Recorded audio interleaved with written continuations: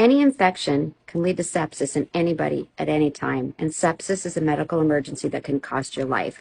It's important that you learn the signs and symptoms.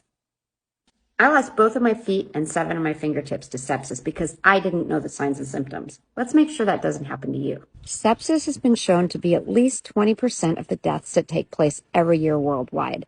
That's a huge concern and a huge possibility that you'll encounter it in your lifetime. Please learn these signs and symptoms. It is so important. Let's start with the basics. At Sepsis Alliance, where I'm on the board of directors, we use the acronym TIME, T-I-M-E. T is for temperature, which can be high or low. If you know my story, I thought that you had to have a fever in order to be sick, but it turns out that with sepsis, your temperature can be high or low. I did not register a fever. I didn't notice that it was low. So if you don't have a fever, keep looking. It doesn't mean that you're not sick. I is for infection. Sepsis happens when you have an infection, but keep in mind, you don't always know if you have an infection. It could be internal in your body, but if you do have an infection and it's getting worse, keep an eye on it and seek help if you have other signs and symptoms. M is for mental decline. If a person seems like they aren't acting themselves, they seem like they have signs of dementia, or even they seem drunk and slurred speech, that's a problem. Their brain isn't getting enough oxygen. Get them to the hospital and get them help immediately.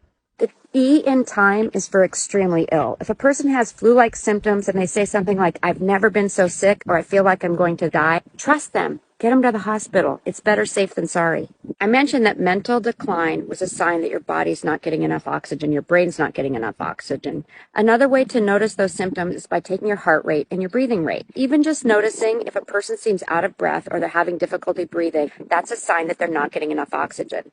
So labored breathing or breathlessness, that's a big symptom. I have even done this over the phone for my elderly parents and my kids away at college. Flu-like symptoms are also a big red flag. Now, in order to differentiate from just the common flu, if they have the flu and they have an infection that you know about, or they have a racing heart rate, or they have some of these other symptoms, that's a big sign to get them to the hospital. Flu-like symptoms would be extremely tired, really drowsy, vomiting, stomach aches and pains, just general body aches and pains. Low urinary output is a sign that your kidneys are having difficulties. So that's another big red flag.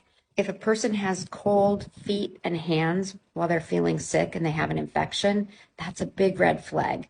Also, tingling or pain in their extremities, which is their hands or their feet, that's huge. Get them to the hospital immediately. That is not normal, and it's a sign that their fingertips and their feet are not getting the oxygen that they need to survive.